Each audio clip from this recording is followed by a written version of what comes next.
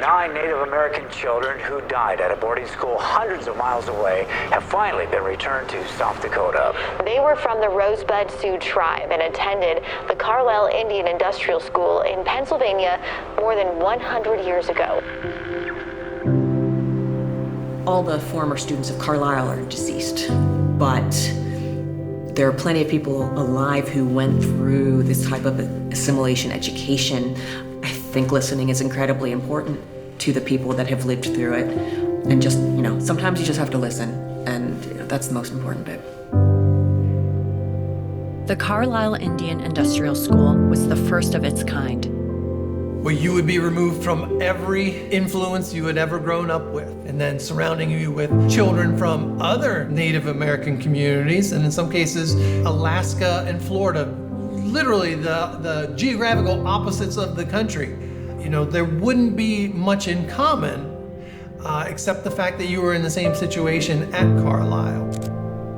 The school's educational system was influenced by the military experiences of its founder. Richard Henry Pratt is commanding a group of cavalry soldiers that become known as the Buffalo Soldiers.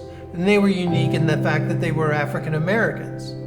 And their job is to chase down some of the peoples that wouldn't bow down to government authority.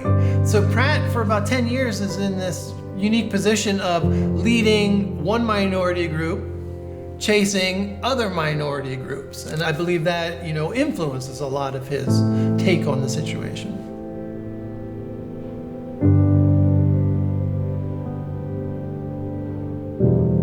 When this idea for the school is created, the United States government is really focusing on the Dakota territory.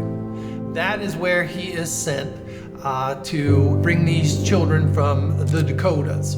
They were used as leverage, hostages even, and you bring these children almost all the way across the country to Carlisle, Pennsylvania, and you can basically say, hey, if you don't do what we tell you to do on the reservation, well, you're never going to see your kids again.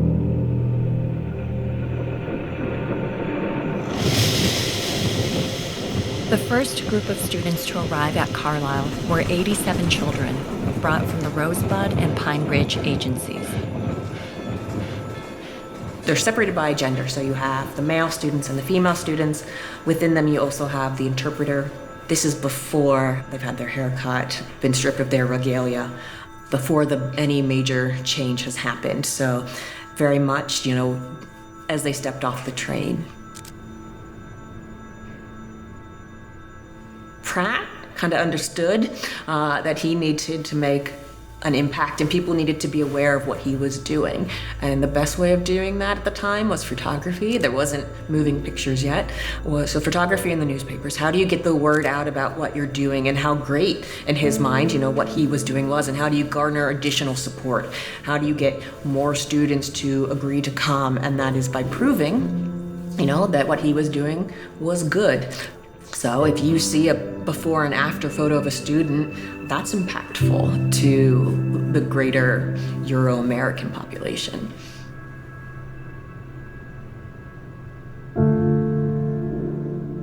Out of the almost 8,000 students, there are almost 1,000 student deaths in the 40 years that the school was operating. Most of the students that died while they were students, they were sent home. There are some that are here.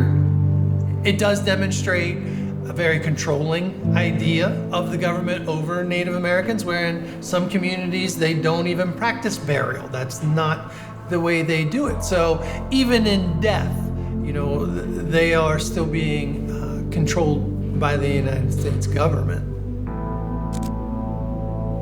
The general population, I don't think, realizes that the United States government had a policy of cultural genocide.